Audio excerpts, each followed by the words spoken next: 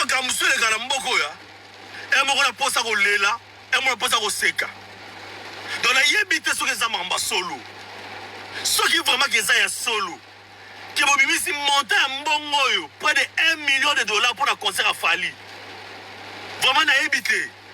Fali aza nani Fali aza nani na mboka oyo ebi obeta muziki te muziki pola chanter ba deta ya chanter moko ya tina te muto ba rideau on est nini na sala na mboka oyo Fali donc faire tu obeta ba concert na kanda ba concert à danger na mikila poto ata niveau mo pesite c'est des Martinique que tu vas compliquer faire tina suka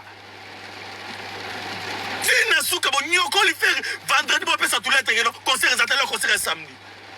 donc baloba tu dois faire ça nyama ko donc faire le côté na mboka oyo bon compliqué dans stade de Martinique mboka na ye ba concert à poto ba visa compliqué bon ça le côté mais on aime le pesa Fali moko za Fali fala nani na mboka oyo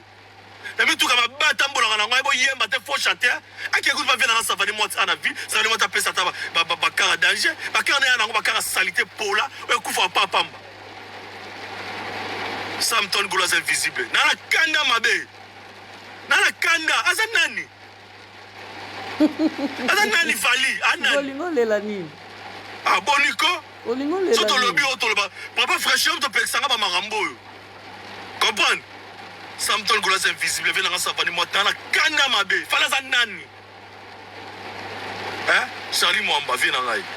Anani na mboka o bazo compliquer no faire ma visa, ma stade de Martin faire ça comme mais na francophonie. Bo compliquer faire, bo bosani yango. Bo buta 1 million ça Fali pour faire ça nani. Misa moko tina te misa basse classe, misa balabala. Ay bo yemba kute. Faire les gens aussi.